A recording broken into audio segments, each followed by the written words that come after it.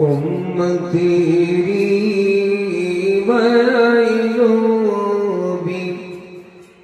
शुइलन कज़ुबाता बिसलाम अल्लाहुम्मा सल्ली अला सय्यिदिना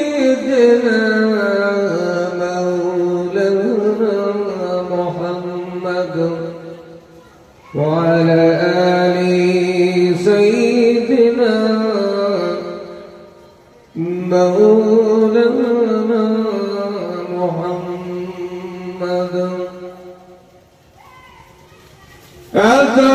أقبلوا بشت النبي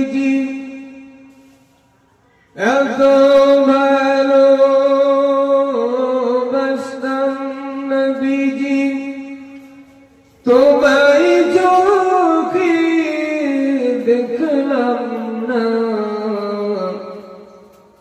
যদি দেখতাম নয়ন ভরে সোনার মদিনা আল্লাহুম্মা সাল্লি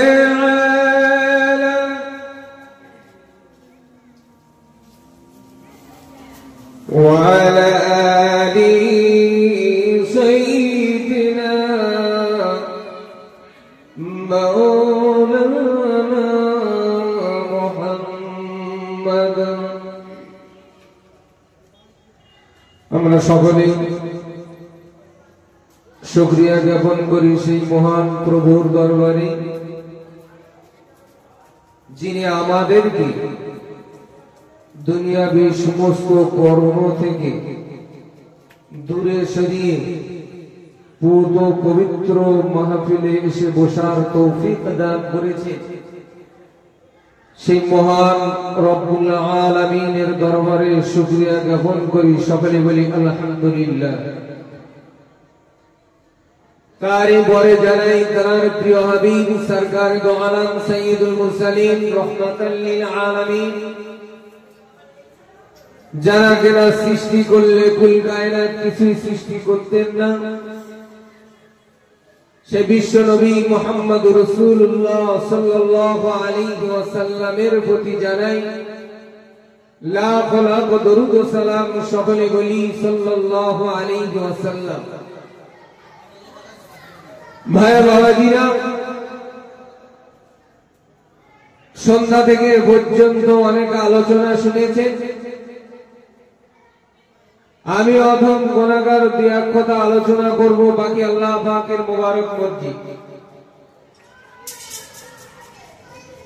আল্লাহ পাক কোরআন শরীফের ভিতরে বললেন ওয়া ইন্নাকা লাআলা খুলুকিন আযীম হে নবী আমি তোমাকে উত্তম চরিত্র নীতি আদর্শ দিয়ে পৃথিবীর জমিনে প্রেরণ করেছি আমার নবীর আদর্শে আদর্শিত নবীর মতো আদর্শ জগতের মানুষের আছে বলে মনে হয়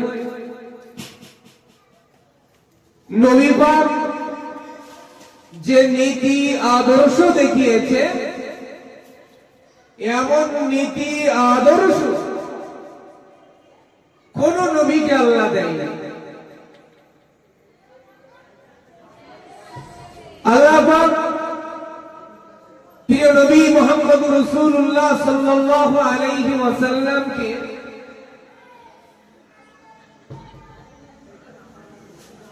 কুরাইশ গোত্রের মক্কা নগরে মা আমিনার গর্ভে পাঠিয়েছিলেন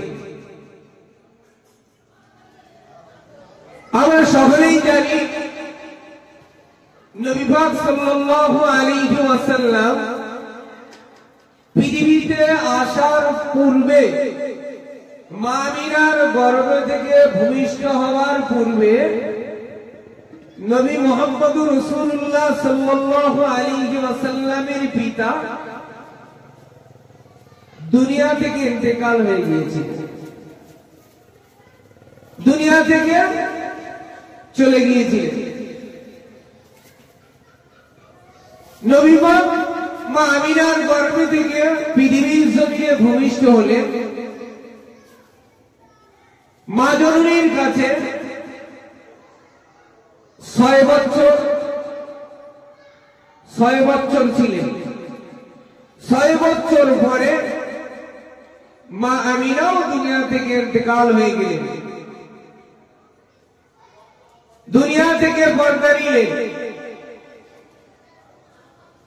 তাহলে জন্মের আগে পিতাকে হারিয়েছেন, জন্মের পরে ভূমিষ্ঠ হওয়ার পরে 6 বছর মা আমিনার কাছে লালিত পালিত হলেন। 6 বছরের মাথায় 7 বছরের মাথায় মা আমিনা চলে গেলেন, ইন্তেকাল হয়ে গেলেন। নবী এখন অসহায়, নবীর দেখার মতো কেউ নেই। এদিকে নবী পাকের দাদু আব্দুল মুত্তালিব রয়েছে। পিতা আব্দুল্লাহ চলে গেল, মা আমিনা চলে গেল। রাসূল এখন অসহায়, কার কাছে থাকবেন? কে লালিত পালিত করবে? ছোট্ট বাচ্চা শিশু নবী মুহাম্মদুর রাসূলুল্লাহ সাল্লাল্লাহু আলাইহি ওয়াসাল্লামকে দাদু আব্দুল মুত্তালিব কোলে টেনে নিলেন। দাদু আব্দুল মুত্তালিবের কাছে লালিত পালিত হচ্ছে দীর্ঘ 8 বছর। দাদু আব্দুল মুত্তালিবের কাছে লালিত পালিত হলেন। এই 8 বছরের মাথায় 9 বছরের মাথায় 8 বছর পেরিয়ে 9 বছরের মাথায় দাদু আব্দুল মুত্তালিবও দুনিয়া থেকে চলে গেলেন। এখন আর নবী পাকের আহা বলার কেউ নেই, নবী পাকের মাথার ছায়া নেই। কে নবী পাককে লালন পালন করবে? তখন তো ছোট্ট শিশু। চাচা আবু তালেবের কাছে লালিত পালিত হতে লাগলেন। চাচা আবু তালেবের কাছে বেশ কয়েক বছর লালিত পালিত হচ্ছে। নবী পাক সাল্লাল্লাহু আলাইহি ওয়াসাল্লামে ঠিক যখন 40 বছর বয়স, তখন নবী পাকের উপরে আল্লাহ পাকের ঐশী গ্রন্থ আল কোরআন নবীর প্রতি নাজিল হতে শুরু করলেন। নবীর প্রতি আল্লাহ পাক কোরআন অবতীর্ণ করছেন, নাজিল করছেন। নবী পাকের এই যে ধারাবাহিকতার সঙ্গে আসছে, যখনই পূর্ণাঙ্গ নবী পাকের 40 বছর বয়স, তখন আল্লাহ পাকের পক্ষ থেকে হুকুম হলো, নবীকে নবুয়ত দেওয়া হলো। এবার নবীর দায়িত্ব বেড়ে গেল। নবীকে আল্লাহ পাক বললেন, তোমার ইসলামের দাওয়াত দিতে হবে, ইসলাম প্রচার করতে হবে।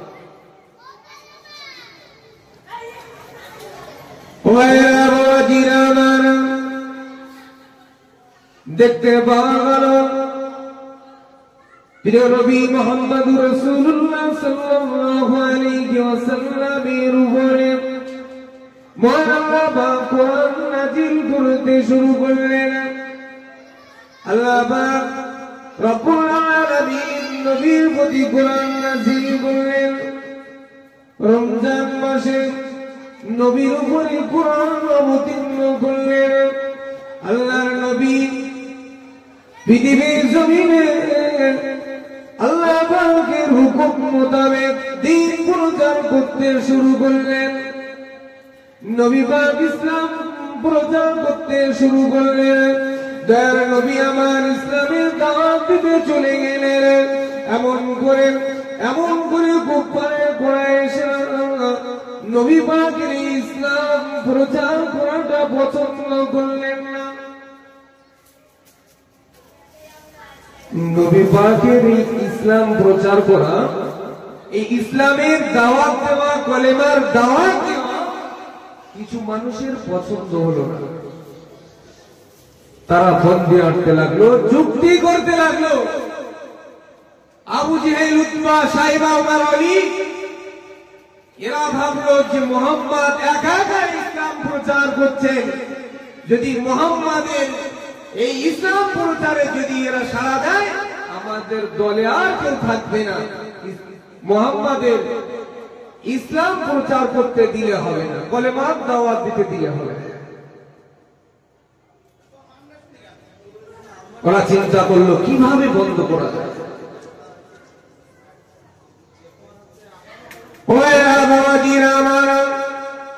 প্রিয় নবী মুহাম্মদুর রাসূলুল্লাহ সাল্লাল্লাহু আলাইহি ওয়াসাল্লাম তায়েফের ময়দানে চলে গেলেন। তায়েফের ময়দানে গিয়ে ইসলামের দাওয়াত দিচ্ছেন। এমন করে কাফেররা, বেঈমানেরা, কুফার কুরাইশরা নবীর দাওয়াত পছন্দ করলো না, ইসলামের দাওয়াত তাদের ভালো লাগলো না, ঈমানের কলেমা তাদের পছন্দ হলো না। নবীকে কিভাবে মারা যায়, নবীকে কিভাবে অত্যাচার করা যায়, নবীকে কিভাবে মুসিবতে ফেলা যায়, ইসলামের দাওয়াতটাকে বন্ধ করতে হবে, তারা এই চিন্তায় ব্যস্ত হয়ে পড়েছে। এদের এই চিন্তা ভাবনায় নবী পাক ইসলামের দাওয়াত দেওয়া কি বন্ধ করবে বলে মনে হয়? বন্ধ করবে না। ইসলামের দাওয়াত দেওয়া বন্ধ করবে না, কেউ বন্ধ করতেও পারবে না। যারাই এই নবীর কলেমা শুনতে নিষেধ করেছিল তাদের আগ্রহ বেড়ে গেল। আবু জেহেল, উতবা, সাইবা কেমন মুহাম্মাদের এই কলেমা কেন শুনতে নিষেধ করছে, তাদের আগ্রহ বেড়ে গেল। তারা আরো যাবার আগ্রহ বাড়ল যে মুহাম্মদ কি বলে শুনবো, মুহাম্মদ কি বলে শুনবো।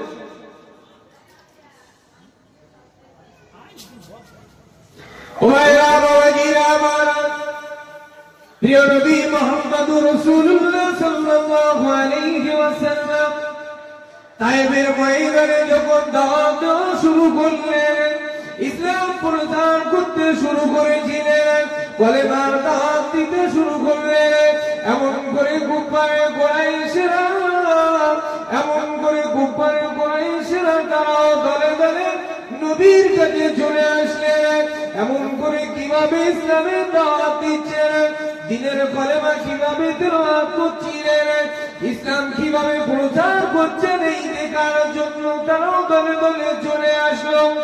যখন এই প্রিয় নবী মুহাম্মদুর রাসূলুল্লাহ সাল্লাল্লাহু আলাইহি ওয়াসাল্লাম কলেমা দাওয়াত দেওয়া শুরু করলেন, আবু জেহেল, উতবা, সাইবা, উমর, আলী এমন করে দেখতে পেল মুহাম্মাদের এই কথা শুনে দলে দলে যখন মানুষ আগ্রহ হতে লাগলো, দলে দলে যখন মুহাম্মাদের কাছে মানুষ আসতে শুরু করলো, এমন করে নবী পাক সাল্লাল্লাহু আলাইহি ওয়াসাল্লামকে এত পরিমাণ নির্যাতন শুরু করলো, এত পরিমাণে নবীর উপরে অত্যাচার করতে শুরু করলো, শেষ নবীর দন্ত মোবারক শহীদ করে দিয়েছিলেন।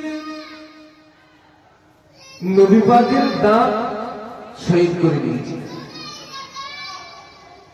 কি হবে? নবী পাকের দাঁত মোবারক ভেঙে গেল।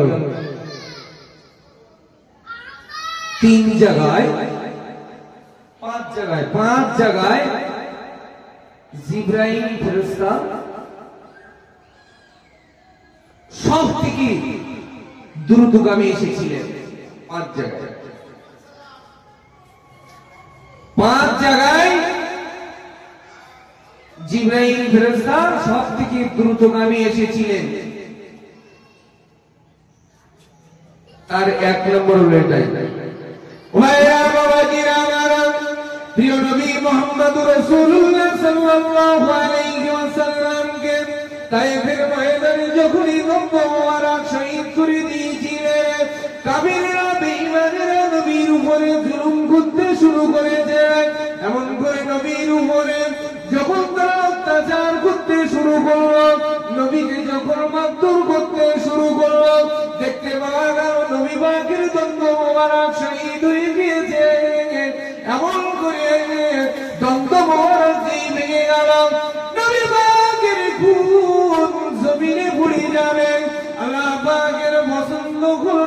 পাক নবী পাকের খুন নবী পাকের রক্ত জমিনের উপরে পড়বে আমার আল্লাহ পাক সেটা পছন্দ করেন না আল্লাহ পাক জিবরাইল ফেরেশতাকে ডাকলেন ভাই জিবরাইল বাকি জিবরাইল চলে যাও জমিনে চলে যাও তায়েফের ময়দানে চলে যাও আমার হাবিবের দন্ত মোবারক শহীদ হয়ে গিয়েছে আমার হাবিবের রক্ত আমার হাবিবের খুন যেন জমিনে না পড়ে আমার হাবিবের খুন যদি জমিনে পড়ে যায় বেউজ্জতি হয়ে যাবে আমি আল্লাহ পাক সেটা পছন্দ করি না জিবরাইল চলে যাও আমার হাবিবের রক্তটা ধরে নিয়ে এসো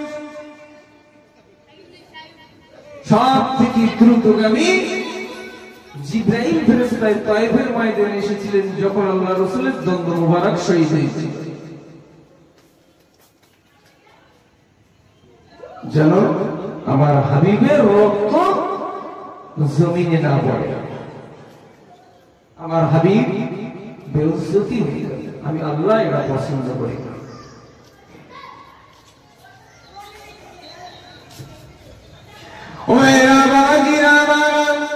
এমন করে দ্বিতীয় জায়গায় যখন জিবরাইল এসেছিলেন তৃতীয়বার দুনিয়ার জমিনে জিবরাইল ফেরেশতা এসেছিলেন দ্রুতগামী ওই জায়গায় ওই সময় এসেছিলেন ইয়াকুব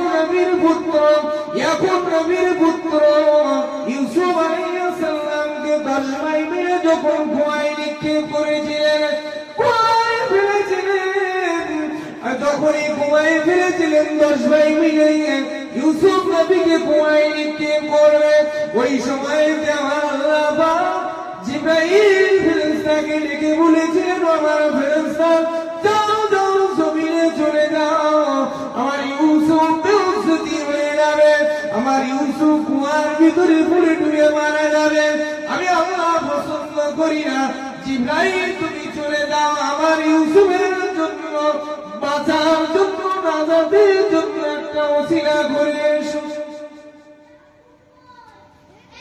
দ্বিতীয়বার জিবরাইল এসেছিলেন ইউসুফ নবীকে কুয়ায় পড়াতে যখনই 10 ভাই মিলে ইউসুফ নবীকে মারার জন্য কুয়ার মধ্যে ফেলেছিলেন ঠিক ওই সময় জিবরাইল ফেরেশতা আল্লাহ পাক পাঠিয়ে দিয়েছেন যাও আমার ইউসুফকে যেন ক্ষতি না হয় ইউসুফ নবীকে কুয়ায় ফেলেছিলেন 10 ভাই মিলে কুয়ায় ফেলেছিলেন চক্রান্ত করে কিসের জন্য মারার জন্য আর কুয়াটাই হয়ে গেল রাজ সিংহাসনে ওঠার জায়গা কুয়াটাই হয়ে গেল এক সাইডে ফেলেছেন মারার জন্য অপর থেকে উঠেছেন মিশরের বাদশাহ আল্লাহ পাক করতে পারেন না আল্লাহ পাক চাইলে আমিরকে ফকির বানাতে পারে আর ফকিরকেও আমির বানাতে পারে 10 ভাইকে আবার একদিন ইউসুফ নবীর কাছে যেতে হয়েছে ইউসুফ নবী যখন মিশরের বাদশা হয়েছিলেন ওই সময় এত দুর্ভিক্ষ এত খরা দিয়েছিল আল্লাহ পাক 10 ভাইকে ছুটে আবার সেই মিশরে ইউসুফ নবীর কাছে যেতে হয়েছে আল্লাহ পাক পারেন না আল্লাহ পাক যদি মনে করেন বান্দাকে আমি আমির করব কিছুদিনের ভিতরে আল্লাহ পাক আমির বানাতে পারেন আবার যদি আল্লাহ পাক মনে করেন আমি কাউকে গরীব বানাবো ফকির বানাবো আল্লাহ পাক কিছুদিনের ভিতরে ফকিরও বানিয়ে দিবেন সবই আল্লাহ পাকের যেজন্য তো আল্লাহ পাক বললেন ফাআল লিমা ইউরিদ আমি আল্লাহ যা ইচ্ছা তাই করতে পারি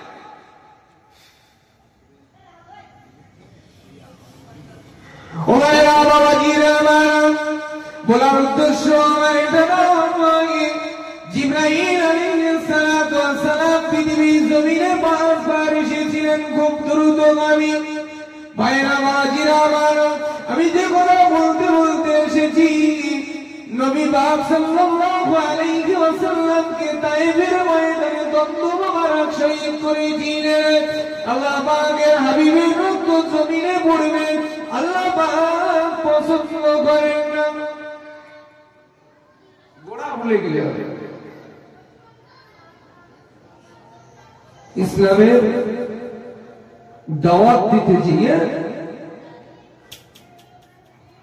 নবী পাক অত্যাচারিত। আচ্ছা, আল্লাহর নবী ইসলামের দাওয়াত দিয়েছিলেন বা দাওয়াত দিচ্ছিলেন ভালোর জন্য। যদি কেউ ইসলামের কলেমা পড়ে, ঈমানের কলেমা পড়ে, তাহলে সে দুনিয়ায় শান্তি এবং পরকালের মুক্তি পাবে। যদি কেউ না পড়ে, আল্লাহ রাসূলের কি কোনো ক্ষতি হবে? তাহলে যে নবী মানুষের ভালোর জন্য ইসলামের দাওয়াত দিচ্ছেন, ইসলামের দিকে আহ্বান করছেন, কলেমার দিকে ডাকছেন, যদি কেউ কলেমা পড়ে তাহলে সে জান্নাত পাবে, দুনিয়ায় শান্তি, পরকালের মুক্তি পাবে। আর যদি না পড়েন তাহলে পরকালের সাজা ছিল জাহান্নাম। তাহলে নবী ভালোর জন্য ডাকতে যেয়ে মার খেয়েছে, অত্যাচারিত হয়েছে।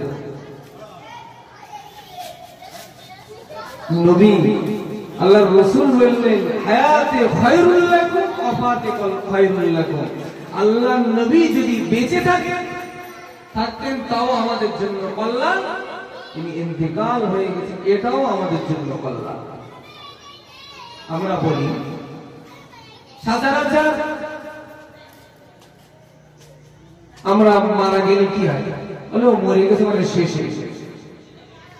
আল্লাহর ওলিরা, আল্লাহর নবীরা মরে না। যারা শহীদ হয়ে যায় ইসলামের রাস্তায়, ইসলামের জন্য জান যারা দিয়ে দেয়, এরা মরে না, এরা কবরে শুয়ে রিজিক পায়। আজও পর্যন্ত মদিনার সবুজ গম্বুজের নিচে শুয়ে শুয়ে উম্মতের জন্য কাঁদছে। যে নবী না আসলে আমরা আসতাম না। এ দুনিয়া, আসমান, জমিন, পাহাড়, পর্বত কিছুই হতো না। সেই নবী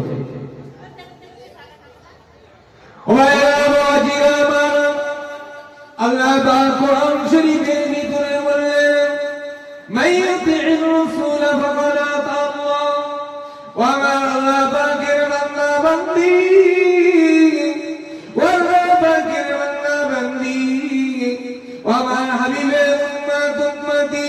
তোমরা যদি আমি আমাকে ভালোবাসতে যাও, আমাকে যদি মহব্বত করতে যাও, আমাকে যদি প্রেম করতে যাও, তোমরা আমার নবীকে ইত্তেবা করো, আমার নবীকে অনুসরণ করো, আমার নবীকে বেরুবি করো।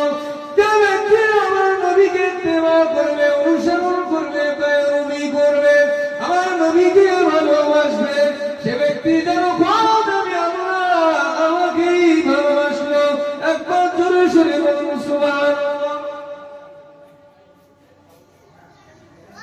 এত বড় ফেসালিটি কোন নবীকে আল্লাহ পাক দেননি, কোন নবীকে দেননি। দুনিয়ায় আল্লাহ পাক 1,24,000 মতন করে 2,34,000 নবী রাসূল পাঠিয়েছেন। কারণ প্রতি আল্লাহ পাক কোরআন নাযিল করেন। আমার আপনার নবী আখির নবী, তার উপরে কোরআন মাজিদ নাযিল করেছে। একবার জোরে বলুন সুবহানাল্লাহ।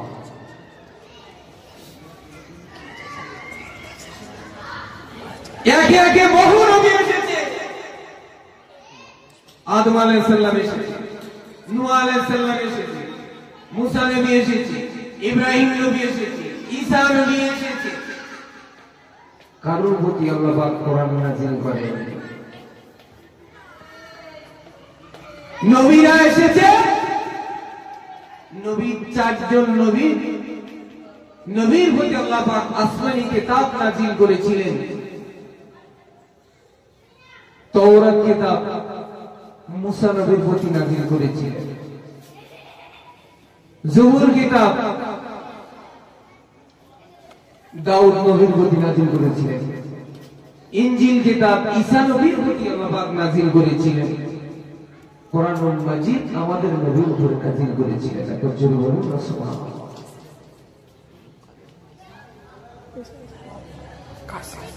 মুসা নবীর মুজিজা ছিল তাওরাত।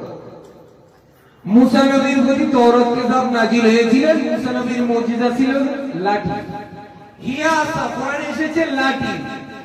মুসা নবী যদি লাঠি ফেলে দিতেন সাপ হয়ে যেত, আবার যদি করতে সাপ লাঠি হয়ে যেত। এটা হলো মুসা নবীর মুজিজা। মুসা নবী চলে গেছে, সঙ্গে তার মুজিজাও কবরে চলে গেল। এখন কেউ লাঠি ফেললে সাপ হবে? সাপ ফেললে লাঠি হবে? মুসা নবীর জন্য ছিল মুজিজা লাঠি। লাঠি ফেলে দিলে সাপ, সাপ ধরলে লাঠি। এটা মুসা নবীর মুজিজা। মুসা নবী ইন্তেকাল হয়ে গেলে সঙ্গে মুজিজাও চলে গেলেন কবরে।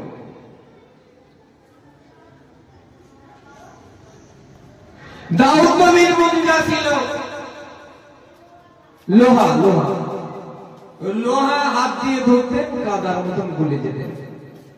কামাচ্ছিলেন, তখন তিনি যা মনে করতেন, কোড়াল, কেস্তে, খুন্তি, হাতুড়ি, শাবল যা মনে করতেন তিনি হাত দিয়ে বানাতে পারতেন। দাউদ নবী চলে গেলেন, দাউদ নবীর মুজিজাও সঙ্গে চলে গেল।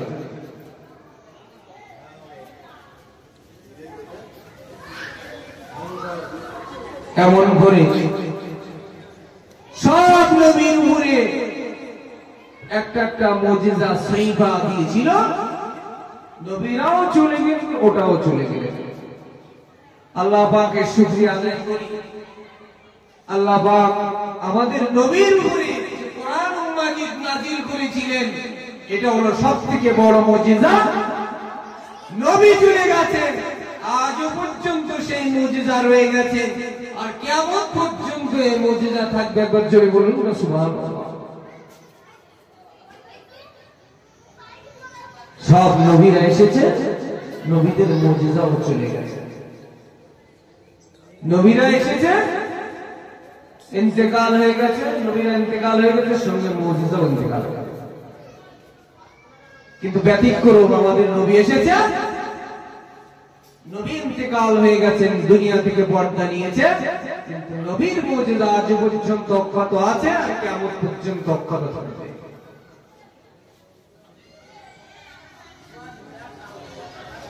সেই নবীর আলোচনা শুনছেন।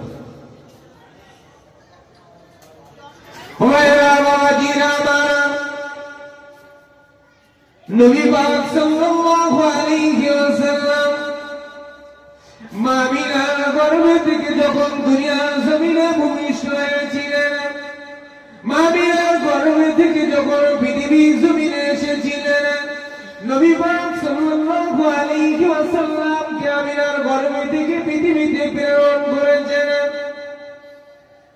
নবী মা আমিনার 6 মাস দুধ পান করেছেন।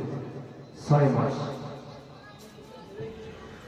6 মাস পরে পূর্বের নিয়ম প্রথা চালু ছিল, কারণ বাচ্চা যদি অন্য কোনো বাচ্চার দুধ পান করিয়ে দেয়, কিছু বিনিময়ে পারিশ্রমিক মূল্য দেওয়া হয়।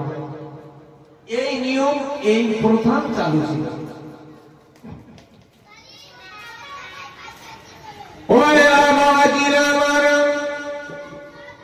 নবী পাকের আম্মা জান, নবী পাকের আম্মা জান যখনই প্রিয় নবী মুহাম্মদুর রাসূলুল্লাহ সাল্লাল্লাহু আলাইহি ওয়াসাল্লামকে পৃথিবীর জমিনে ভূমিষ্ঠ করেছেন, ওই সময়টা ছিল জাহিলিয়াতের সময়, মূর্খের সময়, অজ্ঞতার সময়, অন্ধকার জামানা চলছিল। মানুষ তেমন কিছু ভালো বুঝতেন না, বোঝার চেষ্টাও করতেন না। ভাইরা বাবাজিরা আমার, অজ্ঞতার সময়, মূর্খতার সময় আল্লাহ পাক রব্বুল আলামিন মা আমিনার গর্ভে নবী পাক সাল্লাল্লাহু আলাইহি ওয়াসাল্লামকে পাঠিয়েছিলেন। জাহিলিয়াতের জামানায় নিয়ম প্রথা ছিল একজন আরেকজনের বাচ্চা ধূমপান করিয়ে দেয়, কিছু বিনিময় মূল্য পারিশ্রমিক তারা বেতন দিত। ও ভাইরা বাবাজিরা আমারা, সাত গোত্রের মহিলারা এমন করে মক্কার জমিনে রওনা দিলেন। মক্কার জমিনে গুটি গুটি পায়ে তারা রওনা দিলেন। কেউ বা সাওয়ারির উপরে আরোহণ করে মক্কার জমিনে পাড়ি দিলেন। নবী পাক সাল্লাল্লাহু আলাইহি ওয়াসাল্লামের দেশে পাড়ি দিলেন শিশু বাচ্চাদেরকে দুগ্ধ পান করানোর জন্য। নবী পাক সাল্লাল্লাহু আলাইহি ওয়াসাল্লাম তখনই মা আমিনার কাছে অবশিষ্ট রয়েছে, মা আমিনার কাছে আছে। এমন করে সাত গোত্রের মহিলা তারা গুটি গুটি পায়ে মক্কার জমিনে পৌঁছে গেলেন। মক্কার জমিনে পৌঁছে গিয়ে অর্থশালী ব্যক্তিদের বাচ্চাগুলোকে সব নিয়ে নিল, বাড়ির বাচ্চাদেরকে সব নিয়ে নিল। এমন করে সব অর্থশালী ধনী ব্যক্তিদের বাচ্চাদেরকে নিয়ে গুটি গুটি ভাই সাত গোত্রের মহিলারা ফিরেছে। এমন করে হালিমাতুস সাদিয়া তিনি সওয়ারির উপরে গুটি গুটি ভাই মক্কার জমিনে রওনা হচ্ছে।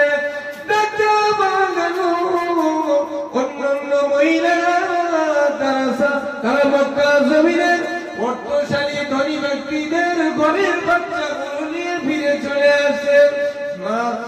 হালিমাতুস সাদিয়া তিনি গুটি গুটি ভাই মক্কার জমিনে পৌঁছে গেলেন। পৌঁছে গিয়ে দেখতে পেলেন ছোট্ট একটি বাচ্চা অবশিষ্ট রয়েছে, যে বাচ্চাটাকে কেউ গ্রহণ করলেন না, কেউ নিলেন না। হালিমাতুস সাদিয়া মনে মনে চিন্তা ভাবনা করলেন, জন্মের আগে পিতাকে হারিয়েছে, 6 বছর বয়সে মা জননীকে হারিয়েছে। এমন অসহায় মানুষ বলে কেউ তাকে গ্রহণ করলো না। সাদিয়াকে ধনী ঘরের বাচ্চাদেরকে নিয়ে ফিরে আসছে। মাত্র একটি অবশিষ্ট বাচ্চা রয়েছে, যার জন্মের আগে পিতাকে হারিয়েছে আর 6 বছর বয়সে মা জননীকে হারিয়ে এতিম হয়ে দুনিয়ার জমিনে পড়ে আছে। এই এতিম অসহায় শিশু বাচ্চাকে কেউ গ্রহণ করলো না। হালিমাতুস সাদিয়া স্বামীকে বলছে, দেখো একটি অবশিষ্ট বাচ্চা রয়েছে, কেউ তো গ্রহণ করলো না, চলো না যাই, গিয়ে দেখি বাচ্চাটাকে নেওয়া যায়। হালিমাতুস সাদিয়ার স্বামী নাম হলো সাকরান। এই সাকরান জীবন সঙ্গিনী স্বামী, প্রাণ প্রিয় স্বামী বলছিলেন সেদিন হালিমাতুস সাদিয়াকে, দেখো সাদিয়া, বাবারা সন্তানরা মা হারা শিশু যেদিন নেই তিনি পারিশ্রমিক বিনিময় কিছু পাওয়া যাবে না। হালিমাতুস সাদিয়া চিন্তা করলেন, মক্কা জমিনে তো আর একজন শিশু অবশিষ্ট রইল না, যদি আমরা ফিরে যাই তাহলে তো আমাকে বিদ্রুপ করবে, ঠাট্টা করবে, মজাক করবে। সুতরাং ফিরে যাওয়া যাবে না, একবার গিয়ে দেখে আসি, একবার গিয়ে দিকে আসি। লেই আনলেন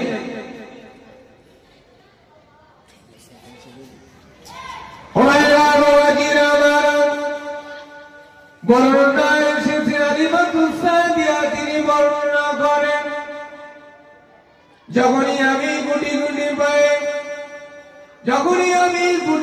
পাই ওই শিশু বাচ্চার দিকে ঘুরতে শুরু করলাম। আমি শিশু বাচ্চার কাছে গিয়ে আমি যখনই দাঁড়ালাম, শিশু বাচ্চার চেহারাটাকে যখনই আমার দৃষ্টিতে এলো, যখনই আমি নজরে দেখতে পেলাম, যখনই আমি ওই শিশু বাচ্চার রোহানি চেহারা আমি দেখতে পেলাম, তখনই আমি দেখতে পেলাম পূর্ণিমার চাঁদ যেন আমার কোলে ধরা পড়েছে। পূর্ণিমার চাঁদ তার চেহারা, তার সৌন্দর্য, তার নুরানি চেহারা দেখে আমি সাদিয়া মুগ্ধ হয়ে গেলাম। আমি সঙ্গে সঙ্গে ওই শিশু বাচ্চাকে নিয়ে আমি কোলে তুলে নিলাম। যেই নাকি আমি কোলে তুলে নিলাম, আমার কলিজাটা ঠান্ডা হয়ে গেল, আমার দিলটাকে শীতল হয়ে গেল। নবী পাককে নিয়ে আমি যখনই চুম্বন দিলাম, আমার দিলটাকে ভরে গেল। আমি এই শিশু নবীকে দেখে আর থাকতে পারলাম না। আমি গুটি গুটি পাই, আমি আমার দুর্বল উঠনির উপরে সার হয়ে পড়লাম। আমি আমার দুর্বল উঠনির উপরে ওই শিশু বাচ্চাকে নিয়ে সাওয়ারি হই। দেখতে পাওয়া গেল যে উঠনি সবার শেষে মক্কা জমিনে গিয়ে পৌঁছালো, সবার প্রথমে গিয়ে সাত গোত্রে গিয়ে পৌঁছালো। অন্যান্য সাথীবর্গ মহিলাদের উটনিকে ওভারটেক করে পিছনে ফেলে সবার সামনে গিয়ে হাজির হয়ে গিয়েছিলেন। কার বরকত ছিল? কার বরকত ছিল? নবী পাকের বরকত। দুর্বল উটনি সবার হয়ে সবার প্রথমে বাড়িতে গিয়ে পৌঁছাবে। একবার জোরে বলুন না সুবহানাল্লাহ। সেই নবী, আহ কি নবী ছিলেন!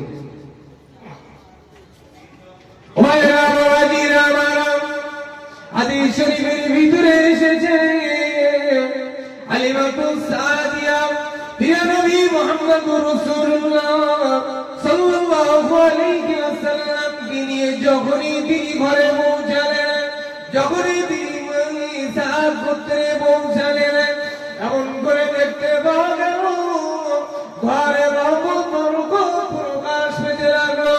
এমন করে স্থানগুলো দুধে পরিপূর্ণ হয়ে গেল। হালিমাতুস সাদিয়া ইতিপূর্বে থেকে গিয়েছিলেন, বাড়ির যে সমস্ত বকরিগুলো ছিল, ওই বকরিগুলো দুধ শূন্য অবস্থায় ছিল। ওই বকরিগুলোর স্থান দুধে পরিপূর্ণ হয়ে গেছে। একবার জোরে জোরে বলুন সুবহানাল্লাহ। ঘরে আসার সঙ্গে সঙ্গে ঘরটা রহমত বরকতে ভরে গেল। আর যে বকরিগুলো দুধ শূন্য অবস্থায় ছিল, সেই বকরিগুলোর দুধে পরিপূর্ণ। কি নবী! যে নবীর ওসিলায় আজকে আমরা দুনিয়া পেয়েছি, যে নবীর ওসিলায় আজকে আমরা পৃথিবীতে এসেছি, যে নবী না হলে আমরা আজকে পৃথিবীতে আসতে পারতাম না, সেই নবীর ভালোবাসা যাবে না যাবে না? সেই ভালোবাসা, সেই নবীর মহব্বত করা যাবে না যাবে না? করতে হবে না করতে হবে? আপনারা ভাবুন।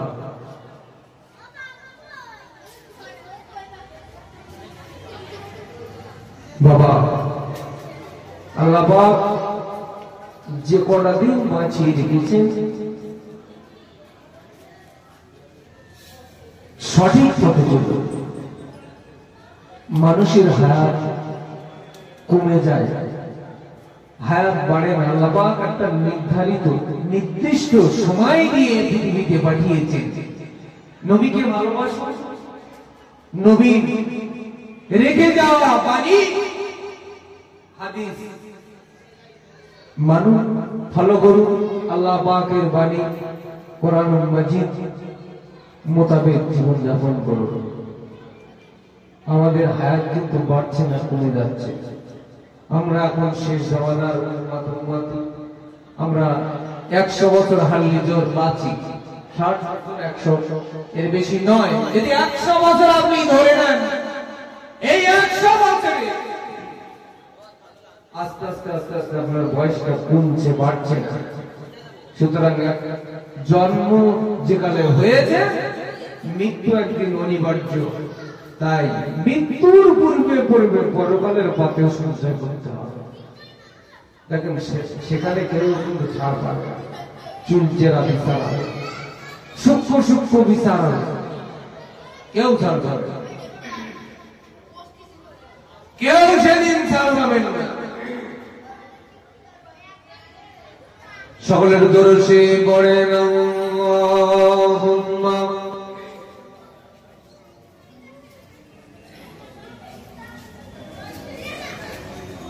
কুল্লু নাফসিন যায়িকাতুল মাউত। আল্লাহ পাকের বর্ণনা জন্মাইলে মৃত্যু হইবে, কোরআনে তাহার ঘোষণা। আল্লাহুম্মা সাল্লি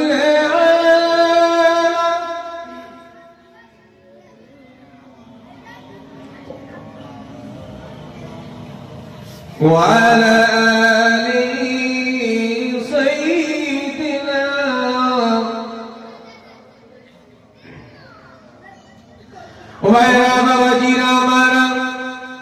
হালিমাতুস সাদিয়া তিনি আরো বর্ণনা করেন, প্রিয় নবী মুহাম্মদুর রাসূলুল্লাহ সাল্লাল্লাহু আলাইহি ওয়াসাল্লামকে নিয়ে যখনই আমার নিয়ে আসলাম, আমার ঘরে আসলাম, আমার ঘরে রহমত বরকত প্রকাশ পেতে লাগলো। প্রিয় নবী মুহাম্মদুর রাসূলুল্লাহ সাল্লাল্লাহু আলাইহি ওয়াসাল্লাম যতদিন আমার কাছে ছিলেন, যতদিন আমার ঘরে অবস্থান করেছিলেন, ততদিন পর্যন্ত আমি হালিমাতুস সাদিয়া বলছি, আমার স্থান থেকে একটি বছর স্থান পান করেছেন, আর একটি স্থান তার খুদ ভাই আব্দুল্লাহ জন্য রেখে দিয়েছিলেন। একবার জোরে সরে বলুন সুবহানাল্লাহ।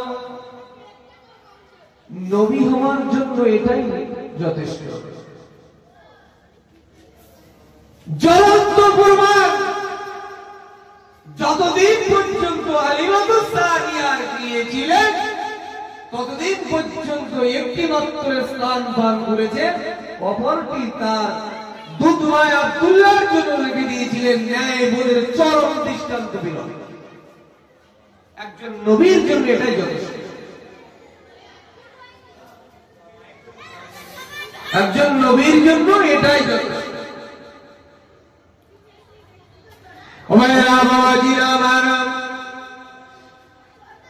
হাদিস শরীফের ভিতরে এসেছে,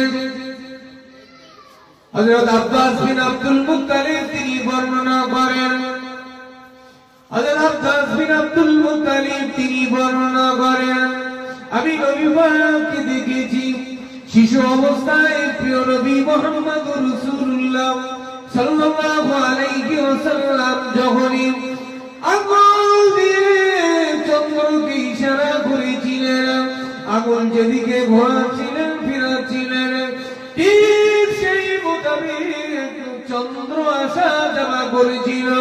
আমি আব্বাস বিন আব্দুল মুত্তালিব নবী পাকের এই নিদর্শন দেখে আমি ইসলাম গ্রহণ করেছিলাম। আমার ইসলাম গ্রহণের একমাত্র নিদর্শন হলো এটাই। আমি আব্বাস বিন আব্দুল মুত্তালিব শৈশবে নবী পাকের আঙ্গুলের ইশারা দেখে আমি ইসলামের কলেমা পড়ে মুসলমান হয়ে গিয়েছিলাম।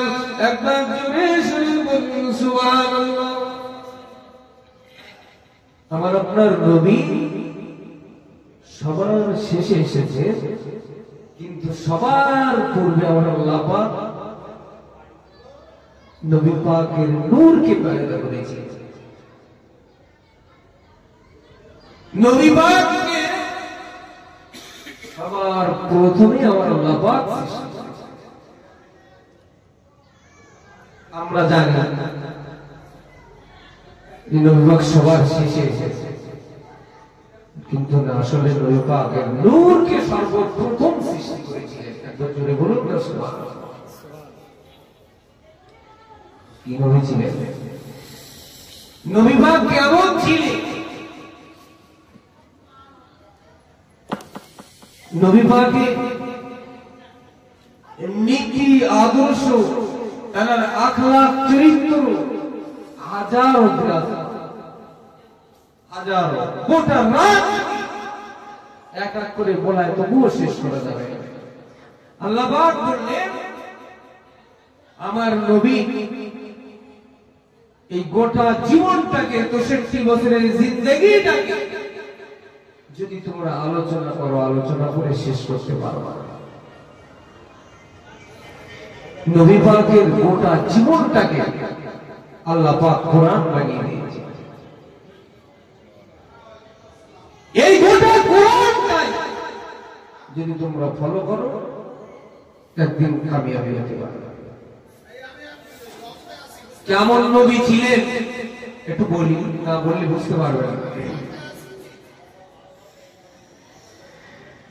বর্ণনায় এসেছে, নবী পাক কোন একদিন সাহাবাদেরকে নিয়ে আলোচনায় বসেছেন। ঠিক সেই মুহূর্তে, মানে আলোচনার নির্ধারিত ডেট সময় দেওয়া আছে। নবী পাক যথারীতি সেই সময় এসেছেন ইসলাম প্রচার করে।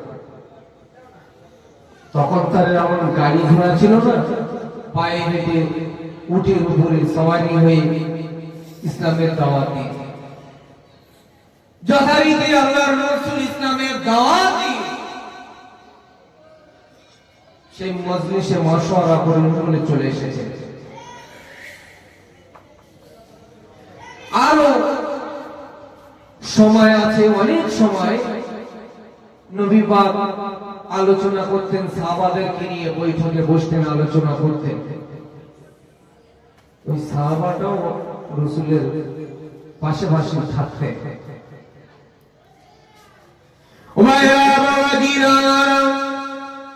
ও নবী পাকের উম্মত উম্মতি, শুনে রাখো, নবী পাকের উম্মত উম্মতি, জেনে রাখো, নবী পাক ইসলামের দাওয়াত দিতেন, নবী পাক ইসলাম প্রচার করতেন, নবী পাক পরিবার দাওয়াত দিতেন। এমন করে নবী পাকের সাহাবারা বসে আছেন, নবী পাক সাল্লাল্লাহু আলাইহি ওয়াসাল্লাম ইসলাম প্রচার করে আসলেন। নবী পাকের সাহাবাদের সম্মুখে এসে সাহাবাদেরকে নিয়ে আলোচনা করবেন, মাশওয়ারা করবেন। ক্লান্ত হয়ে গেলে আমাদের কি হয়? গা ঘেমে যায়, শরীর ঘেমে যায়, শরীর থেকে ঘাম বার হয়।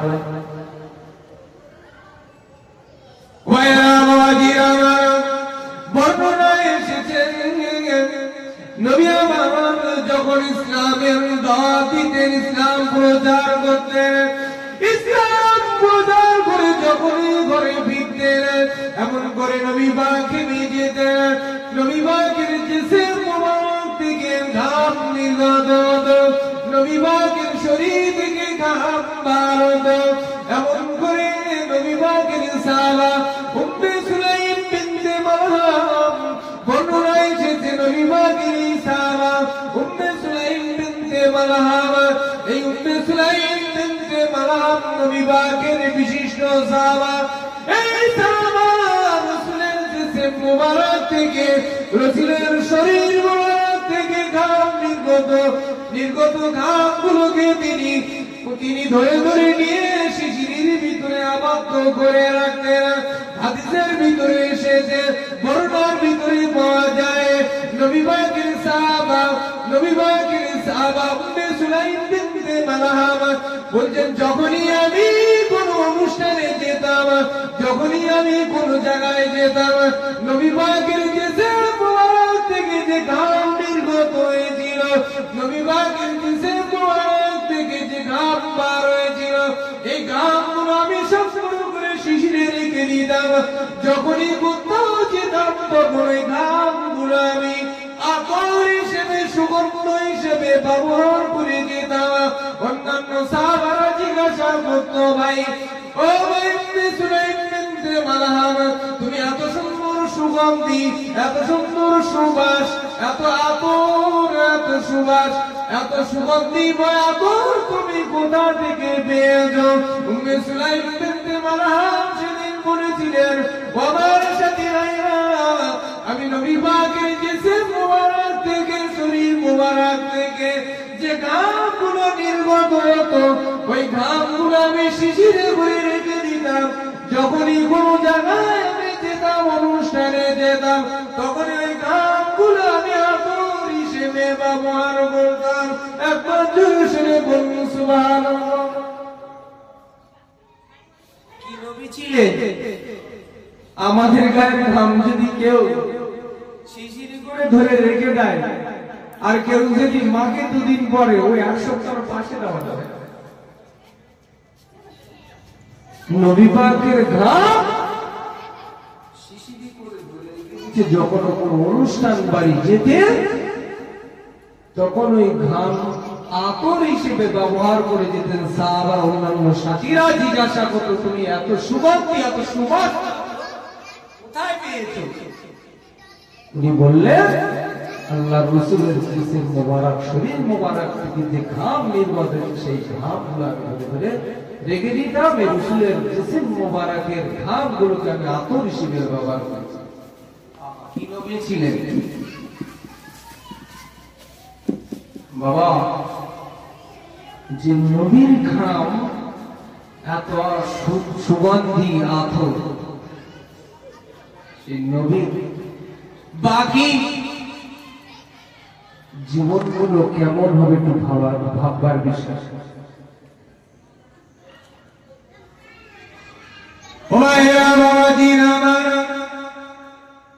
শুধু তাই নয়, মসজিদে নববী শরীফের পাশে, মসজিদে নববী শরীফের পাশে মদিনা সবুজ, মদিনার মসজিদে নববী শরীফ, মদিনা শরীফে মসজিদে নববী শরীফের পাশে প্রিয় নবী মুহাম্মদুর রাসূলুল্লাহ সাল্লাল্লাহু আলাইহি ওয়াসাল্লামের হুজরা ছিলেন, ঘর ছিলেন। নবী পাকের ঘর ছিল মসজিদে নববী শরীফের দিওয়ান, আর নবী পাকের হুজরা এক দিওয়ান। এই সাইডে মসজিদে নববী, আর এই সাইডে রাসূলের ঘর।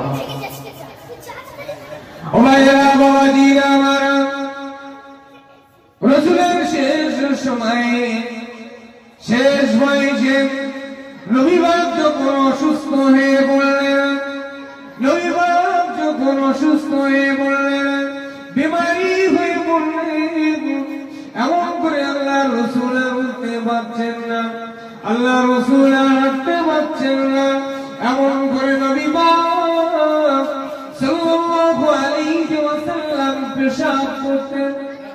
আমরা যেমন পেশাব করি, নবী পাক পেশাব, নবী পাক পেশাব করে একটা পাত্রে পাশে রেখে দিয়েছেন, যেহেতু তিনি অসুস্থ, হাঁটতে পারছেন না, রেখে দিয়েছেন। ও ভাইরা বাবাজিরা আমার, নবী পাক অসুস্থ অবস্থায় হাঁটতে চলতে পারছেন না, নবী পাক অসুস্থ অবস্থায় শুয়ে আছেন, এমন করে পেশাবের বেগ এসে গেল। নবী পাক কোনো একটা পাত্রে পেশাব করলেন, পেশাব করে সাইডে রেখে দিলেন। বন্ধুরা এসেছে নবী পাকের সাহাবারা, মাঝে মাঝে নবী পাকের কাছে আসতেন, নবী পাক কেমন আছে শুনতে, কেমন আছে দেখতে, তার খবর নিতে মাঝে মাঝে সাহাবারা আসতেন। আল্লাহর রাসূলের কাছে একজন সাহাবা আসলেন, ইয়া রাসূলুল্লাহ, ইয়া হাবিবাল্লাহ হুজুর, ইয়া রাসূলুল্লাহ, ইয়া হাবিবাল্লাহ হুজুর, আপনি কেমন আছেন? আল্লাহর রাসূল বললেন, আল্লাহর রাসূল বললেন, আমি সুস্থ আছি। রাসূলের সাথে আলাপ আলোচনা, কথাবার্তা হচ্ছে, সাহাবারাও কথা বলছেন, যখন কথা বললেন পাশেই পেশাবের বর্তনটা রাখা। ও ভাইরা বাবাজিরা আমার, নবী পাকের সাহাবা পানির পিপাসা পেয়ে গেল। নবী পাকের সাহাবা পানির পিপাসা পেয়ে গেল। আল্লাহ রাসূলের সাহাবা পানির পিপাসা পেয়ে গেল। বাবা পানির পিপাসা লেগে গেল। দেখতে পেলেন তিনি একটা পাত্রে বর্তনে পানি রাখা আছে। আল্লাহ রাসূলের সাহাবা তিনি ওই পানিটা পান করে নিলেন। পরে দেখতে পরে শুনতে পাওয়া আল্লাহ রাসূল পেশাব করে ওই বর্তনে রেখে দিয়েছেন। আল্লাহ রাসূল জিজ্ঞাসা করলেন, বাবা আমার সাহাবা, এই তোমার পাশে একটা বর্তনে একটা বর্তন পেশাব রাখা ছিল, সেটা কোথায়? আল্লাহ রাসূলের সাহাবা বলেছেন, ইয়া রাসূলুল্লাহ, ইয়া হাবিবাল্লাহ, হুজুর, ইয়া রাসূলুল্লাহ, ইয়া হাবিবাল্লাহ, ইয়া রাসূলুল্লাহ, ইয়া হাবিবাল্লাহ, হুজুর, আমার পানির পিপাসা পেয়ে গেল। আমি ওই বর্তনে রাখা পানিটুকু পান করে নিয়েছি। আল্লাহ রাসূল বললেন, বাবা আমি ওই বর্তনে পেশাব করে রেখে দিয়েছি। আল্লাহ রাসূলের সাহাবা বললেন, ইয়া রাসূলুল্লাহ, আমি পান করে নিয়েছি। আল্লাহ রাসূলের সাহাবা বললেন, আমি পান করে নিয়েছি। আল্লাহ রাসূল বললেন, কিছুক্ষণ চুপ করে আছে। ও বাবাজিরা আমার, দেখতে পাওয়া গেল নবী পাকের সাহাবা যতদিন তিনি পৃথিবীর জমিনে বেঁচে ছিলেন, যতদিন তিনি পৃথিবীর জমিনে হায়াতে জিন্দেগিতে বেঁচে ছিলেন, ততদিন পর্যন্ত তার পেটে রোগ ছিল না। মরে যাওয়া পর্যন্ত তার জীবনে কোনদিন পেটের রোগ হয়নি। একবার চলে শুনে বলুন সুবহানাল্লাহ। যতদিন বেঁচে ছিলেন ততদিন পর্যন্ত পেটের রোগ আসলে রাসূলের পেশাব খেয়ে আমাদের পেশাব খালি কি হয় বলেন, সঙ্গে সঙ্গে অ্যাটাক করবে। আগে ডাক্তার রাসূলের পেশাব খেয়ে জীবনে তার পেটের রোগ হয়নি। আর আমাদের যদি কেউ পেশাব খেয়ে ফেলে ভুল করি, সঙ্গে সঙ্গে আগে গাড়ি কোনো হসপিটালে কোনো লাইন নেই। বাবা এখনো সময় আছে ফিরে আসা, এখনো সময় আছে, ফিরে আসুন। আমি কিন্তু গোড়ার কথা বলিনি, এতদূর এসেছি বটে। গোড়ায় আমি যে কথা বলছিলাম, যে নবী পাকের নীতি আদর্শ আপনার জীবনে বাস্তবায়ন করুন। পৃথিবীতে এসেছে একদিন মরতে হবে, কেউ মৃত্যুর হাত থেকে ছাড় পাবে না। তার যত বড়ই লাট সাহেব হোক আর যত বড়ই রাজা বাদশাহ হোক, মৃত্যু একদিন অনিবার্য। মৃত্যুর পূর্বে কবরের সরঞ্জাম তৈরি করা। বাবা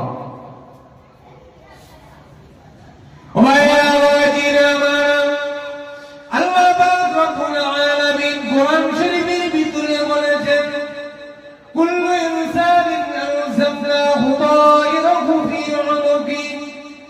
বান্দা তুমি পৃথিবীর জমিনে, আল্লাহ পাকের বান্দা বান্দি তুমি পৃথিবীর জমিনে, ও নবী পাকের উম্মতি পৃথিবীর জমিনে তুমি যত অন্যায় করবে, অপরাধ করবে, পৃথিবীর জমিনে তুমি যত নাজানি করবে, যত তুমি বেয়াদবি করবে, সব কিছুর হিসাব কিন্তু আমার আল্লাহ পাক লিপিবদ্ধ করছেন।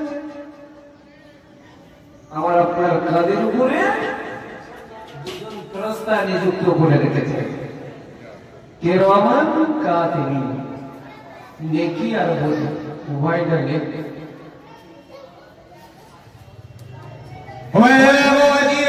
পৃথিবীর জমিনে যত তুমি অন্যায় করবা, যত তুমি অপরাধ করবা, পরের হক তুমি যদি মেরে খাও, পরের হক যদি তুমি মেরে খাও, কারণ যদি বিভাইসা কথাবার্তা বলে দেখো, বড় ছোট কথা বলো, কারণ হক যদি তুমি ফাঁকি দাও, কারণ জমি তুমি যদি আল ফেলো, কারোর উপরে যদি তুমি অত্যাচার করো, কারোর উপরে যদি তুমি জুলুম করো, অন্যায় অত্যাচার করো, এমন করে তুমি যদি পৃথিবীর জমিনে যত তুমি রাজধানী করো বাবা, যতটুকু তুমি সৎ কর্ম করবে সব সৎ কর্ম লিপিবদ্ধ হবে।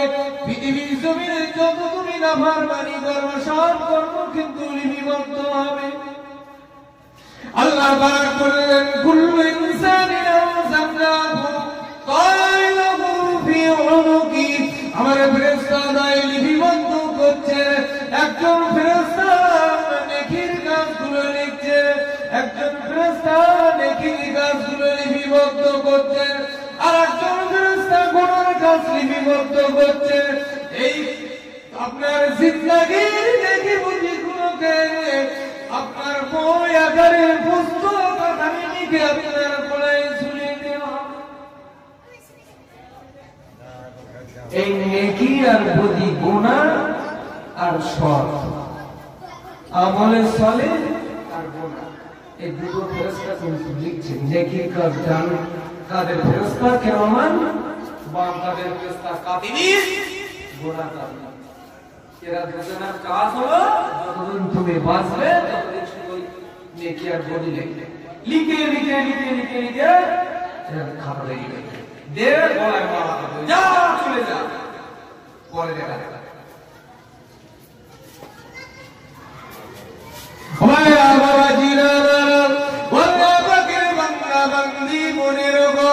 আল্লাহ পাক বললেন, অনুখরিজ লাহু ইয়াওমাল কিয়ামাতি কিতাবান ইয়ালকাহু মানসুরা।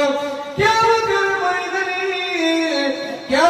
ময়দানে বিচারের দিনে হাসরের ময়দানে আমার আল্লাহ পাক বান্দা বান্দীকে একত্রিত করবেন। কঠিন কঠিন মানুষ, লক্ষ লক্ষ মানুষ সেদিন একত্রিত হবে। আপনার নেকি বদিগুলোকে, আপনার খাতাগুলোকে, আপনার ডায়েরি আকারে আপনার কর্মলিপিগুলোকে সেদিন ওপেন করে দেবে, খুলে দেবে। সেদিন কিয়ামতের ময়দানে আপনার এই ডায়েরি, এই খাতা, এই বই ওপেন করে দেবে কোটি কোটি মানুষের সামনে। কোথায় কি করেছিলেন অস্বীকার করার জায়গা কোথায় যায়? এখনো সময় আছে। আমি কারো নামাজ পড়তে বলবো না, ইবাদত করতে বলবো না। আপনারা ভাববেন আপনার মনে ফেরাতে যেটা লাগে সেটাই। সেদিন কিন্তু কাছে, সেদিন কিন্তু কাছে।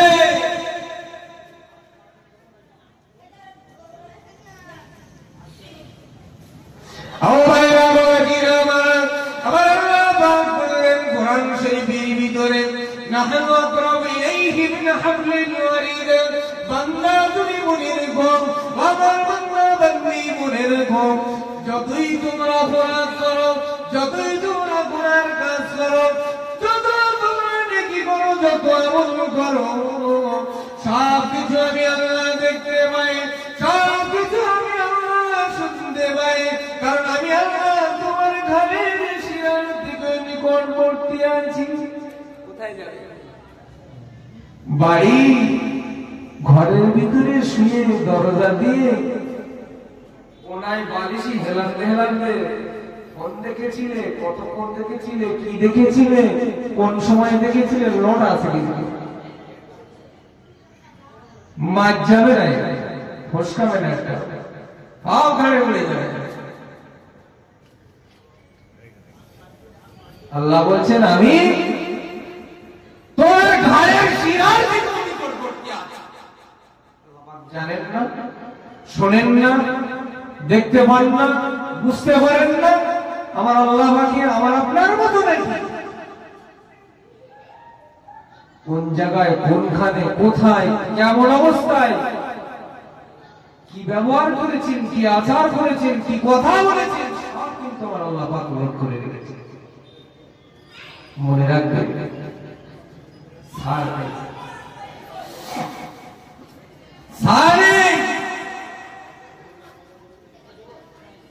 হুজুর এসে গেছে, ইনশাআল্লাহ আমি একটু পরেই ছাড়ব। সর্বশেষ একটি কথা বলি, মন দিয়ে শুনবেন,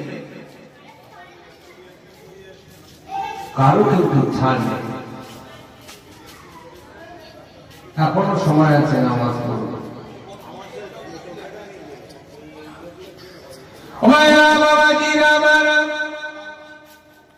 নবী পাক সাল্লাল্লাহু আলাইহি ওয়াসাল্লাম পাঁচবারে জানিয়েছেন, হাদিস শরীফের ভিতরে এসেছে, মান তারাকা সালাতান মুতাআম্মিদান কুতিবা ইসমুহু আলা বাবিন নার মিম্মান ইয়াদখুলান।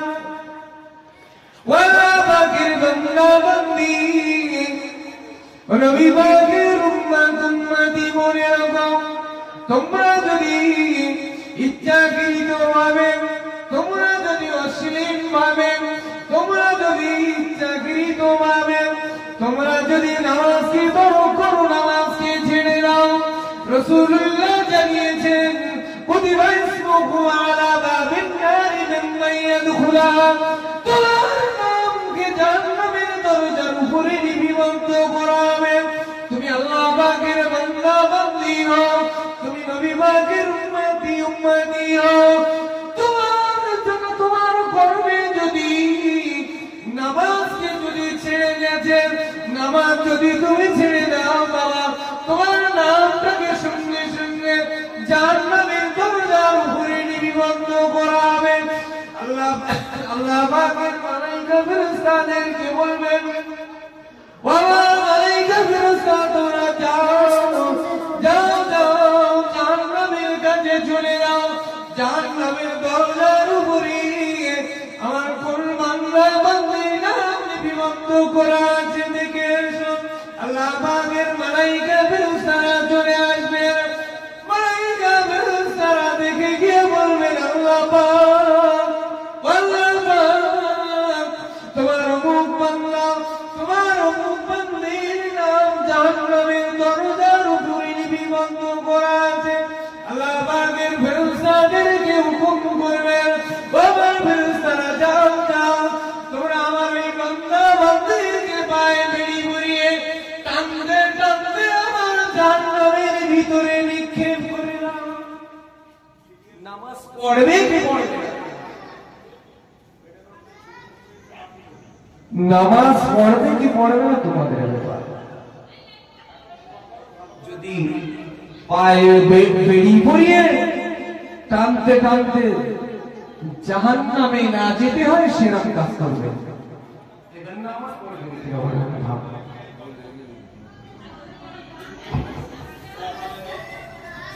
আমরা বিশ্বাস করব, দুনিয়ার সাংসারিক জীবনে সব কর্ম হয়, সব কাজ আমাদের দ্বারা হয়। আপনি চাষাবাদ করছেন, আপনি গাড়ি চালাচ্ছেন, আপনি জলকারে গিয়ে জলকারে আল কোপাচ্ছেন, আপনি বাজার করছেন, আপনি কুটুম বাড়ি যাচ্ছেন, সব সময় পাচ্ছেন। সারাদিনে 24 ঘন্টায় 5 ওয়াক্ত নামাজ পড়ার আপনি সময় পান না। এ অজুহাত, এ কথা মহান আল্লাহর কাছে দিয়ে বললে আল্লাহ পাক মানবে তো? মানবে? আল্লাহ পাক কি খামাখা আমাকে আপনাকে পাঠিয়েছেন? যাও বান্দা, যাও আমার বান্দি, দুনিয়ার জমিনে চলে যাও, আমি আল্লাহ তোমাদেরকে রুজি দিয়েছি, কুতুমি মারো, আনন্দ ফুর্তি করো, ডান্স হাঙ্গামা করো, জানুয়ারি আছে জানুয়ারি পালন করো, পিকনিক করো, জানুয়ার হয়ে যাও, আর আমার কাছে চলে এসো, জান্নাতে চলে যাও নাস্তি নাস্তি। যাওয়ার আগে খেলা বুঝতে পারবে অত সোজা না। সব কাজ করার সময় পাচ্ছেন না, আমাদের সময় পাচ্ছ না। 5 ওয়াক্ত নামাজ পড়তে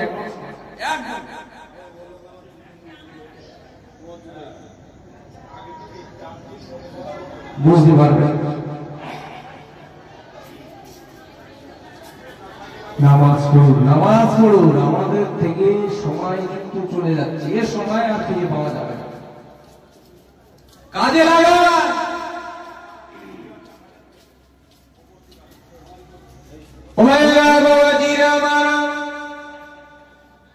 আল্লাহ পাক রব্বুল আলামিন কিয়ামতের মাঠে কঠিন হাসরের দিনে আল্লাহ পাকের বান্দা বান্দীদেরকে যখন বিচার করবেন, আল্লাহ পাকের বান্দা বান্দীদের কাছ থেকে যখন হিসাব নেবেন,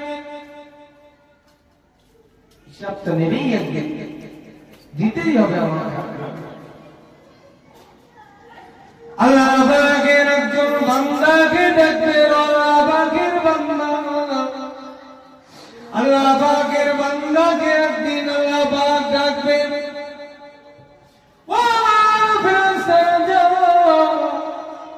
আমার অমুক বান্দাকে আমার কাছে নিয়ে এসো, হিসাব নেব কিয়ামতের ময়দানে। হাসরের মাঠে আমার আল্লাহ পাক বান্দার কাছ থেকে হিসাব গ্রহণ করবেন। আল্লাহ পাক বান্দাকে ডাকলেন, 70,000 পর্দার ভিতর দিয়ে আল্লাহ পাকের বান্দার কাছ থেকে কৈফিয়ত দিচ্ছেন। আল্লাহ পাকের বান্দার কাছে জিজ্ঞাসা করছেন, আল্লাহ পাক কি জিজ্ঞাসা করছেন? আল্লাহ পাক বান্দাকে ডাকলেন, তিনি বলছেন, বান্দা তোকে আমি ডেকেছি কিসের জন্য জানো? বান্দা ভাই এই জড় সরণ আল্লাহ নাম জানি। বললেন, আমি তোমার কাছ থেকে হিসাব নেব বলে ডেকেছি। যেই বলেছে হিসাব নেব, বলতেছে তুমি কোথায় কি করেছিলে বলো। আল্লাহ পাকের বান্দা ভয়তে ভয়তে কলিজাটা ধরে রাখছে, তারপর কাঁপতেছে।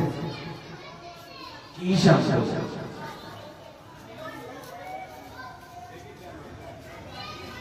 কি হিসাব?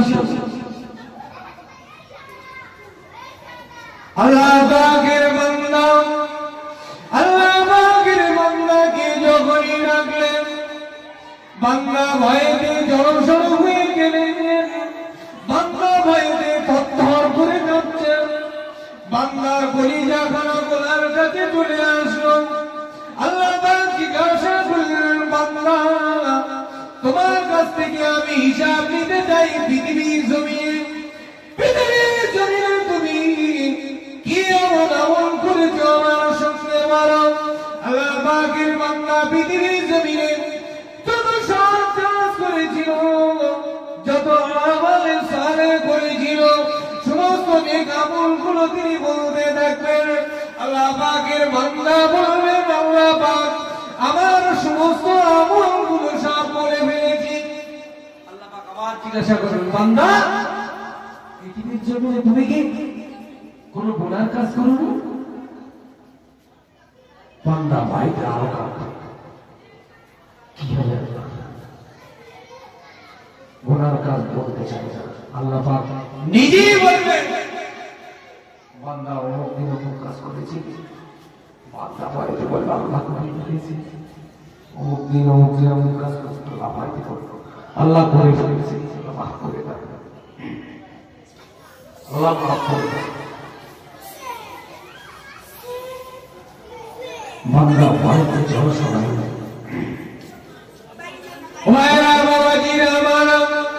আল্লাহ পাক রব্বুল আলামিন, আল্লাহ পাক রব্বুল আলামিনের দানে তোমার দয়া, আল্লাহ পাক আল্লাহ পাক বান্দাকে 70,000 পর্দার ভিতর দিয়ে কৈফিয়ত করছেন। আল্লাহ পাক বান্দার কাছ থেকে হিসাব গ্রহণ করছেন। সর্বশেষ করি আল্লাহ পাকের বান্দাকে বলছেন, আল্লাহ পাকের বান্দাকে বলছেন, আল্লাহ ও আমার বান্দা, ও আমার বান্দা, আমি তোমাকে এই 70,000 পর্দার ভিতরে ডেকেছি কি কারণে তুমি কি জানো? আল্লাহ পাকের বান্দা বললেন, আল্লাহ পাক আমি জানি না। আল্লাহ পাকের বান্দা বললেন, আল্লাহ পাক আমি জানি না। আল্লাহ পাক বললেন, বান্দা রে, ও আমার বান্দা, ও আমার বান্দা, তোমাকে আমি 70,000 পর্দার ভিতরে এই কারণে ডেকেছি, আমি আল্লাহ গোপনে গোপনে তোকে মাফ করে দিয়ে আমার জান্নাত দিয়ে দিলাম। একবার জোরে সরে বলুন সুবহানাল্লাহ, আরো জোরে চিল্লা বলুন সুবহানাল্লাহ। আল্লাহ পাকের কত বড় দয়া, আল্লাহ পাকের দয়া ছাড়া কোনো কাজ হয় না।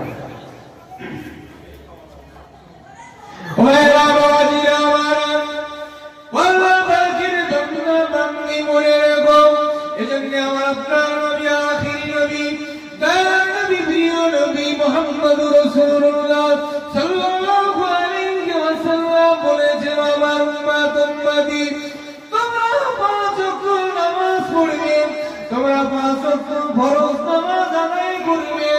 আদায় করার পরে একটি দোয়া তোমরা বেশি বেশি করে তেলাওয়াত করবে। দোয়াটি হলো গে, আল্লাহুম্মা হাসিবনি হিসাবান ইয়াসীরা। আল্লাহ পাক, আল্লাহ পাক কিয়ামতের ময়দানে আমার হিসাবটাকে সহজ করে নিও। একবার জোরে সরে বলুন সুবহানাল্লাহ। বেশি বেশি করে নবী আমার বললেন, তোমরা এই দোয়াটি 5 ওয়াক্ত ফরজ নামাজের পরে তেলাওয়াত পাঠ করো। কি দোয়াটি হলো, আল্লাহুম্মা হাসিবনি হিসাবান ইয়াসীরা।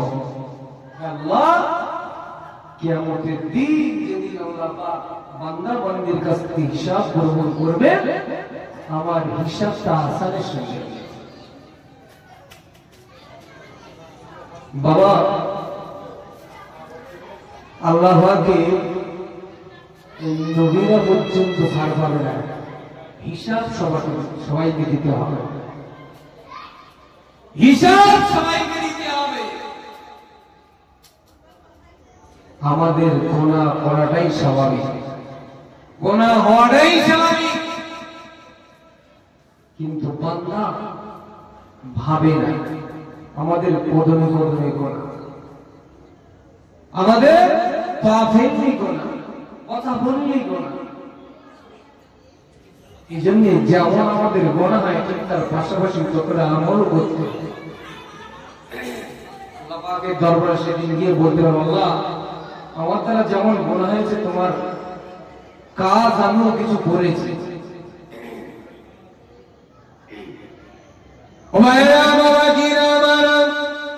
বান্দা যেমন গুনাহ করতে ভালোবাসে, বান্দা যেমন গুনাহ করতে ভালোবাসে, আমার আল্লাহ বললেন আমিও তেমন বান্দার গুনাহ ক্ষমা করতে ভালোবাসি।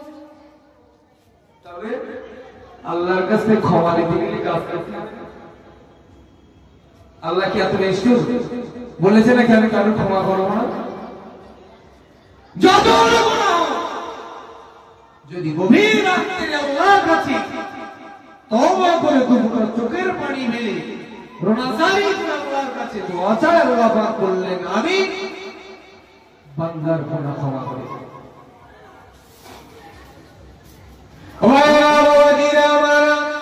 আল্লাহ পাক কোরআন শরীফের ভিতরে বললেন, তুবু ইলাল্লাহি তাওবাতান নাসুহা। বান্দা তুমি পৃথিবীর জমিনে যত গুনাহ করো, বান্দা তুমি মনে রাখো, আল্লাহ পাকের বান্দি তুমি মনে রাখো, পৃথিবীর জমিনে যতই তুমি অন্যায় করো, যত অপরাধ করো, তুমি আমাদের পা ফেলতে গেলে গুনাহ, কথা বললে গুনাহ, আমাদের কাজ কর্মে গুনাহ, আমাদের কর্মজীবনটাই গুনাহ। আল্লাহ পাক বললেন, বান্দা তুমি যেমন গুনাহ করেছো, তেমনটি গভীর রাত্রে আমার কাছে দূরে কাজ শুকরিয়ার নামাজ আদায় করে তোমরা পানি পেলে তওবা করো, আমি আল্লাহ তোমার জীবনের সমস্ত ত্রুটিগুলো ক্ষমা করে থাকি।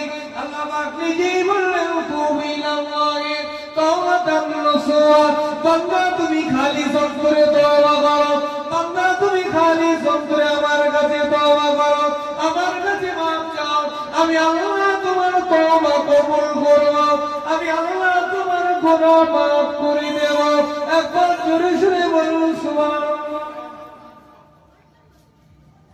সব রাস্তা ক্লিয়ার। বান্দা যদি না করে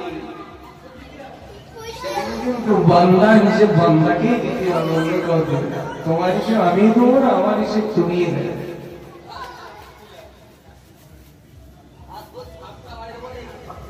আমার উম্মত বিপদ করলেন, আমার উম্মত গুনাহ করতে ভালোবাসে, আমার আল্লাহ ক্ষমা করতে ভালোবাসে। আদম নবী অন্যায় করেনি, আদম নবী ভুল করেনি। বড় লম্বা ইতিহাস, সংক্ষেপে দিয়ে আমার আপনার নবী, আমার আপনার আব্বা আদম আলাইহিস সালাম আল্লাহ পাক বড় ভালোবেসে আদমকে বাড়িয়ে জান্নাতে দিয়েছিলেন। যাও আদম, তুমি জান্নাতে থাকো। আদম আলাইহিস সালামকে বলেছিলেন জান্নাতে দিয়ে, জান্নাতে একটি, কেউ বলেছে কুল গাছ, কেউ বলেছে গন্ধম গাছ, বলেছে গন্ধম গাছের ধারে পাশে যাওয়া না, খাওয়া তো দূরের কথা। শয়তানের প্রতারণা করে গাছের খায়সাতে করে গন্ধম গাছের ফল ভক্ষণ করেছিল, খেয়ে ফেলেছিল। আল্লাহ পাকের কথা অবাধ্য করার জন্য আল্লাহ পাক আদম নবীকে বাইরে রেখেছিলেন, জান্নাত থেকে দুনিয়ায় পাঠিয়ে দিয়েছে। যাও দুনিয়ায় চলে যাও, তুমি আমার কথা অবাধ্য হয়েছো, যাও দুনিয়ায় চলে যাও।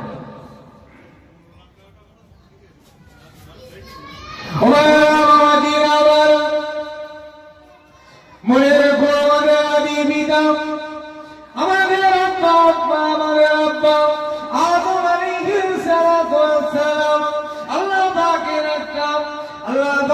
একটা কথা অমান্য করার জন্য, আল্লাহ পাকের কথা না মানার জন্য, একটা কথা অপরাধের জন্য নিজের নফসের সাথে পড়ে শয়তানের প্রবঞ্চনায় পড়ে তিনি ভক্ষণ করেছিলেন। তারপরেও তিনি অবাধ্য হওয়ার কারণে আল্লাহ পাক আদম আলাইহিস সালামকে জান্নাত থেকে বার করে পৃথিবীর জমিনে পাঠিয়ে দিয়েছেন।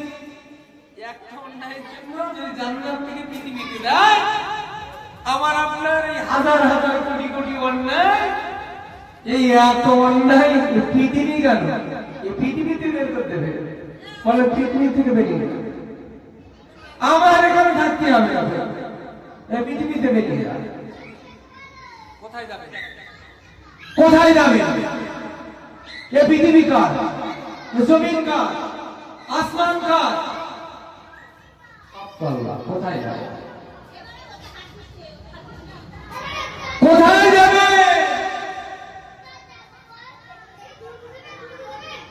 আল্লাহ পাকের বান্দা বান্দি মনে রেখো, নবী পাকের উম্মত উম্মতি মনে রেখো, তোমরা যদি আল্লাহ পাকের ইবাদত ঘোষণা না করো, আল্লাহ পাকের হুকুম যদি না মানো, আল্লাহ পাকের বিধান যদি না মানো, ইউসাব্বিহু লাহু মা ফিস সামাওয়াতি ওয়াল আরদ, আসমান জমিন আল্লাহ পাকের তৈরি আসমান, আল্লাহ পাকের তৈরি জমিন থেকে বেরিয়ে যাও, দুনিয়া থেকে বেরিয়ে যাও, অনুরোধ করে কোথায় চলে যাবেন?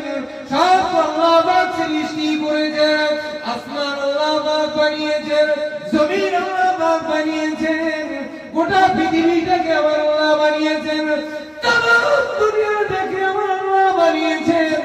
বান্দা তুমি আমার দুনিয়া থেকে চলে যাও, আসমানের নিচে জমিনের উপর থেকে বেরিয়ে যাও।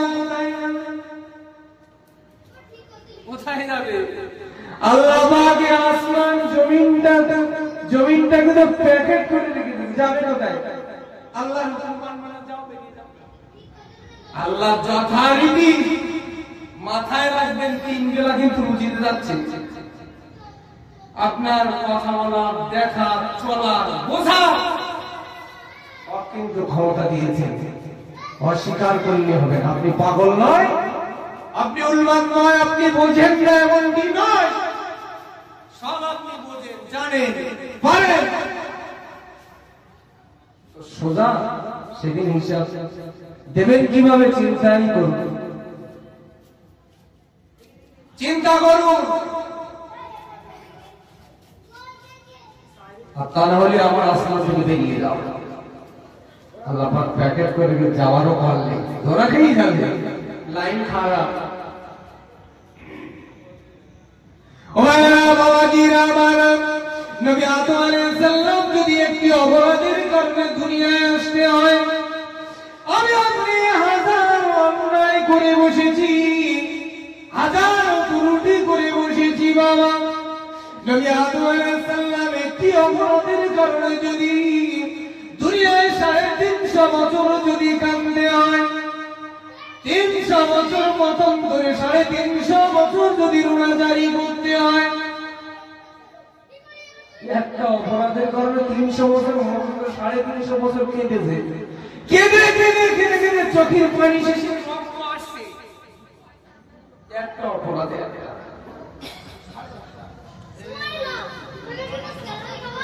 350 বছর প্রয়োজন করার পরে আমার আল্লাহ নবী আদম আলাইহিস সালামের তওবা কবুল করেন। আমি আপনি হাজার অপরাধ গুনাহ করছি। আবু ওয়া বাবাজিরা আমার, আমি যে কথা বলতে বলতে এত দূর এসেছি, নবী আদম আলাইহিস সালাম যদি 350 বছর কাঁদে, আমি আপনি পৃথিবীর জমিনে হাজার অন্যায় করেছি, অপরাধ করেছি, মোর আল্লাহর কাছে কতবার কেঁদেছি।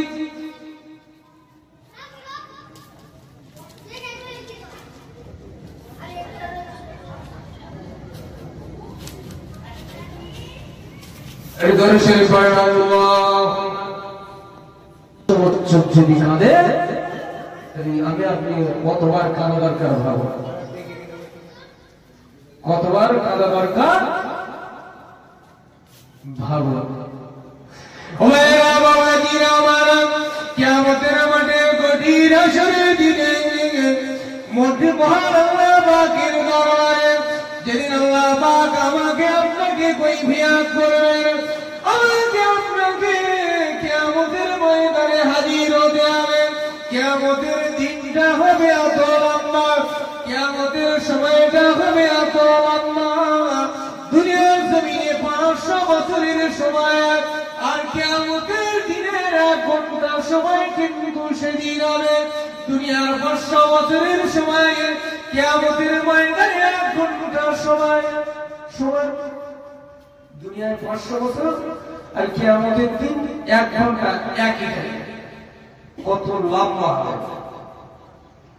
ও ভাইয়া বাবাজিরা আমার, ওই কিয়ামতের ময়দানে কঠিন হাসরের দিনে আল্লাহ পাক রব্বুল আলামিন বান্দা বান্দীদের একত্রিত করবে। আল্লাহ পাকের বান্দা বান্দী একত্রিত হয়ে যাবে। বান্দা বান্দী সেদিন দৌড়দৌড়ি করতে থাকবে, বান্দা বান্দী ছোটাছুটি করতে থাকবে। কিয়ামতের ময়দানের এত কষ্ট, এত কষ্ট, এত লাঞ্ছনা, এত বঞ্চনা সহ্য করতে পারবে না। আল্লাহ পাকের বান্দা বান্দী দৌড়দৌড়ি করতে থাকবে। আল্লাহ পাকের কিছু বান্দা বান্দী একত্রিত হয়ে তারা বলাবলি করতে থাকবে। কিয়ামতের ময়দানে আল্লাহ পাকের বান্দা বান্দী এই কিয়ামতের ময়দানে এত যাতনা, এত কষ্ট সহ্য করতে না পেরে বলবেন, চলো আমাদের আদি পিতা, আমাদের আব্বা আদম আলাইহিস সালামের কাছে যাই। আদম আলাইহিস সালাম যদি আল্লাহ পাকের কাছে সুপারিশ করে, আল্লাহ পাক তাড়াতাড়ি যেন বিচারটাকে শুরু করে। বিচারণতে আল্লাহ পাক আমাদেরকে জান্নাতে দেবেন না, জাহান্নামে দেবেন, ওরা পরের ব্যাপার। আমরা কিয়ামতের ময়দানে যাতনা আমরা করতে পারছি না। এই কিয়ামতের ময়দানে হাসরের মাঠের যে যাতনা, যে কষ্ট, এটা আমরা সহ্য করতে পারছি না। বিচারান্তে আল্লাহ পাক জান্নাতে যাবে না জাহান্নামে বেশি আসবে। আদম আলাইহিস সালামের কাছে গেলেন, আদম আলাইহিস সালামের কাছে গেলেন, আপনি আমাদের আব্বা, আপনি আমাদের পিতা, আপনার থেকে আমাদের সৃষ্টি করেছে আল্লাহ পাক, আমরা আপনার পিতা বলে মানি, আপনি আমাদের আব্বা জান, আমাদের জন্য একটু দোয়া করুন। আমরা কিয়ামতের ময়দানের কষ্ট, যাতনা, নির্যাতন আমরা সহ্য করতে পারছি না, তাতে আল্লাহ পাক তাড়াতাড়ি যেন বিচারটা শুরু করে, এই কষ্ট আর সহ্য করতে পারছি না।